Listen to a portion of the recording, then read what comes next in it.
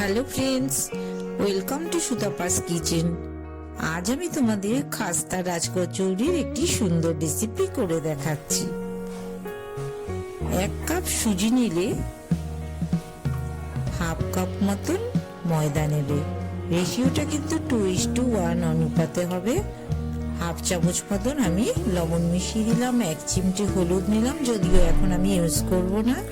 একটু জল দিয়ে আমি ময়দাটা মেখে নিচ্ছি, একটু নরম নরম মাখবে। একটু চিমটে মতন হলুদ দিয়ে একটা মেখে নিয়েছি, একটা ভেজা কাপড় দিয়ে ঢেকে রাখলাম। আমি কিন্তু ময়দাটা প্রথমে নরম নরম মেখেছিলাম, পরে কিন্তু দেখো বেশ সুন্দর হয়ে গেছে। 2 চামচ মতন বেসন আমি একটি ফ্রাই প্যানে নাড়িয়ে নিয়েছি, একটু ভাজা হয়ে গেছে। হাফ চামচ মতন লবণ মিশিয়ে দিলাম, 1 চামচ সাদা তেল মিশিয়ে নিচ্ছি, 1 চামচ জিরে পাউডার, 1 চামচ ধনে পাউডার, একটু কাশ্মীরি লাল লঙ্কার গুঁড়ো, সামান্য একটু শুকনো লঙ্কার গুঁড়ো, 1 চিমটে হলুদ মিশিয়ে নিয়েছি, 1 চামচ মতন বেকিং পাউডার কিন্তু মিশিয়ে নিলাম। ময়দার সাথে আমি কোনো রকম বেকিং পাউডার মেশাইনি, এটার সাথে বেসনের সাথে মিশিয়ে নিয়েছি। দেখো তেঁতুলের কিন্তু একটা আমি চাট তৈরি করে নিচ্ছি আচারের মতন। তেঁতুলটা ভালো সেদ্ধ হচ্ছে, 1/2 চামচ মতন লবণ মিশিয়ে দিলাম। তেঁতুলের সুন্দর কিন্তু গন্ধ আসছে। 1 চামচ মতন কাশ্মীরি লাল লঙ্কার গুঁড়ো মিশিয়ে দিয়েছি। তেঁতুলটা গলে গেছে, এখন আমি 2 চামচ মতন গুড় মিশিয়ে দিলাম। আমার কিন্তু তেঁতুলের চাটনি রেডি হয়ে গেছে, ছেঁকে নিচ্ছি। এদিকে আমি ধনে পাতার একটা চাটনি করে নিচ্ছি। 2টো কাঁচা লঙ্কা নিলাম, 4-5 কোয়ার মতন রসুন নিলাম, একটু তেঁতুলের কাই মিশিয়ে দিয়েছি, হাফ চামচ মতন লবণ নিয়ে নিলাম।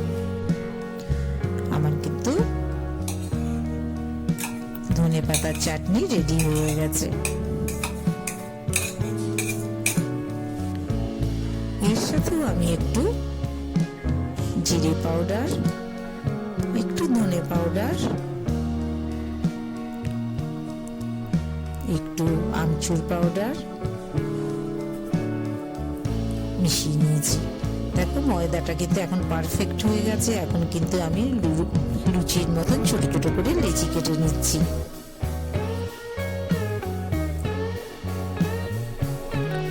হাত দিয়ে একটু চেপে চেপে নেবে। আমি একটু দেখিয়ে দিচ্ছি যেভাবে কচুরির পুর তৈরি হয়, ভেতরে ভরা হয়, একইভাবেই তোমরা করে নেবে। আমি বেসনের পুরটা মাঝখানে দিয়ে দিচ্ছি, হাত দিয়ে আস্তে আস্তে করে কিন্তু মুখটা বন্ধ করে নিচ্ছি।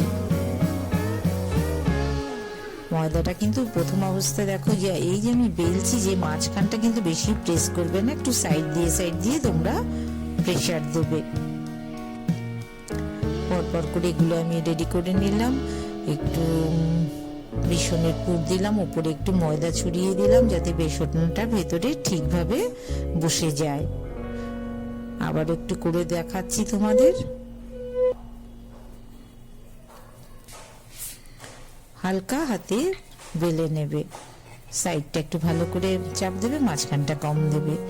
আর ময়দাটা কিন্তু তোমরা প্রথমে একটু নরম রাখবে, কারণ এর সাথে সুজি মেশানো থাকে। দেখো এবার আমি থিকনেসটা দেখিয়ে দিচ্ছি, এইরকমই থিকনেস রাখবে। আর একটু তেলটাও কিন্তু খুব গরম হলে লুচিগুলো ছাড়বে।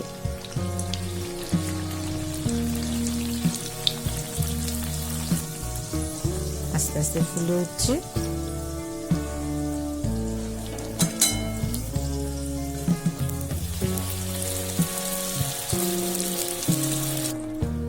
সুজি মেশানো থাকে, তাই প্রথম অবস্থায় কিন্তু একটু ভেজা ভেজা করে তোমরা মেখে নেবে। পরবর্তী সময় দেখবে ঠিক মাপ মতন হয়ে যাবে। দেখো আমার কিন্তু বেশ সুন্দর খাস্তা হয়েছে কচুরিগুলো। আমি একটু শব্দ করে দেখিয়ে দিচ্ছি। বাহ, বেশ সুন্দর হয়েছে। দেখো আলুর একটা আমি চাট তৈরি করে রেখেছিলাম। কতগুলো ঘুগনির মটর, চানা মটর আগে থেকেই ভিজিয়ে সেদ্ধ করে রেখেছিলাম আমি, সেগুলো আমি সব দিয়ে দিচ্ছি। একটু পেঁয়াজ দিয়ে দিচ্ছি,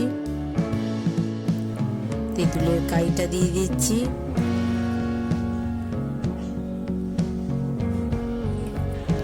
ধনে পাতার চাটনিটাও দিয়ে দিচ্ছি।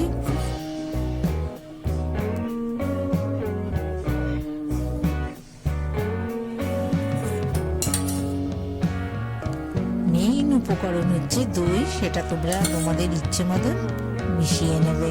দইটা একটু আগের থেকে একটু ফেটিয়ে রাখবে, তাহলে কিন্তু খেতে ভালো হবে। আমার কিন্তু মোটামুটি রেডি হয়ে এসছে। একটু সেও ভাজা উপরে দিয়ে দিলাম। তোমাদের ঘরে যার যেরকম আছে তোমরা সেভাবে করে নেবে। বন্ধুরা, সুতাপাস কিচেন অবশ্যই তোমরা সাবস্ক্রাইব করো, লাইক শেয়ার তো অবশ্যই করো, সাথে থেকো, নতুন নতুন রেসিপি নিয়ে আবার আসবো।